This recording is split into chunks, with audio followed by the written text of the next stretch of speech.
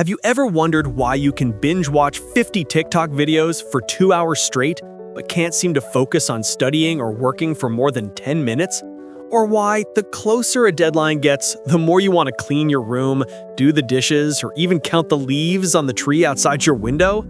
If you answered yes, then congratulations, you're experiencing something that 95% of people around the world go through. But here's the secret most of us don't know. Our brains are literally addicted to procrastination. And I'm not kidding. In today's video, I'm going to reveal the hidden psychology behind why you procrastinate, why your brain loves to put things off so much. And more importantly, I'll share 5 science-backed methods to finally break this addiction for good. And don't worry, these aren't boring theories. I'll break them down with simple, memorable visuals so you can easily remember and apply them to your life. Promise me you'll watch until the end, because the 5th tip is a real game changer and might just blow your mind. Before we dive in, let's understand what's actually happening inside your brain. According to research by Dr. Tim Pitchell at Carleton University, when we procrastinate, our brain is really just looking for instant gratification, kind of like a toddler who wants candy right now instead of waiting for a healthy dinner.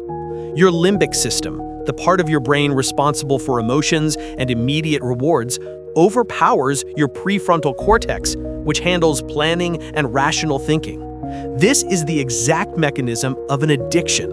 You know something is bad for you in the long run, but your brain craves that short-term hit of feel-good emotion. So now let's explore the 5 scientific methods to detox from this cycle of procrastination. Method number 1 is the Pomodoro Plus Technique.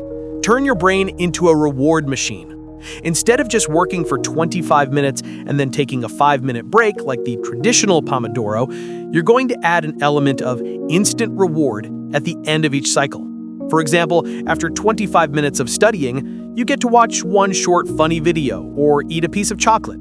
This little trick helps your brain associate finishing a task with immediate pleasure, exactly what it's craving. Think of your brain like a puppy. It learns to follow commands much faster when there's an immediate treat involved.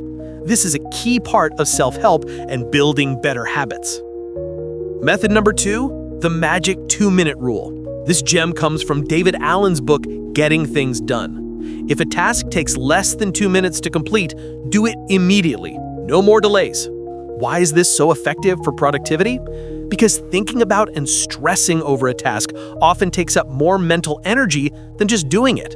It's like how the thought of doing the dishes feels more tiring than the act of actually washing them. Our brains have a bad habit of exaggerating how difficult a task will be, a phenomenon called effective forecasting bias.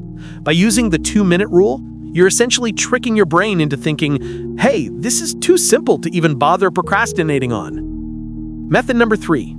Implementation intentions, or as I like to call it, the if-then script.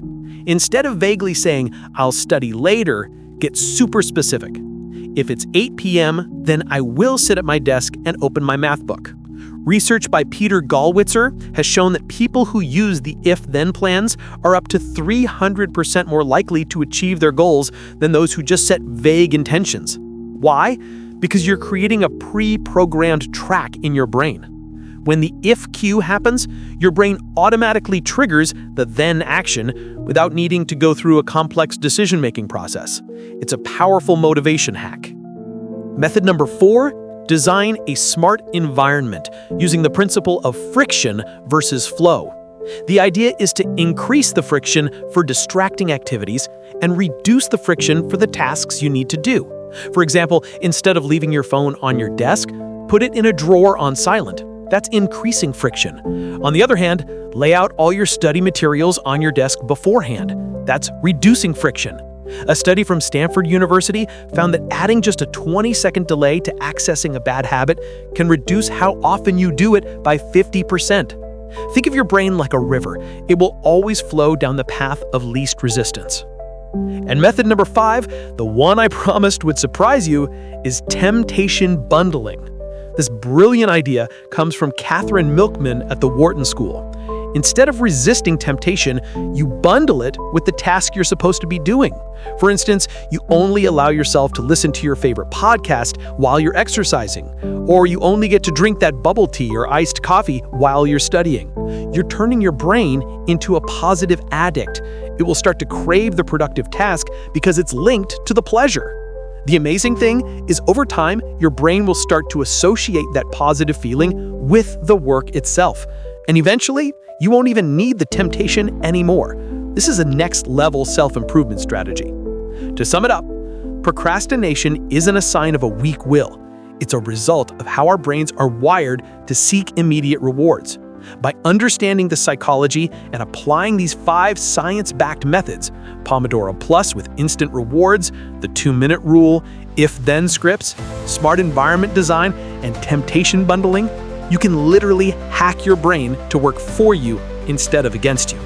So, the final question I have for you is this: are you going to continue being a slave to procrastination, or are you ready to become the master of your own mind?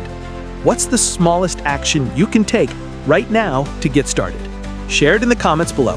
And if this video helped you understand yourself a little better and gave you the motivation to change, don't forget to hit that like button and subscribe to the channel to support me in creating more helpful content just like this.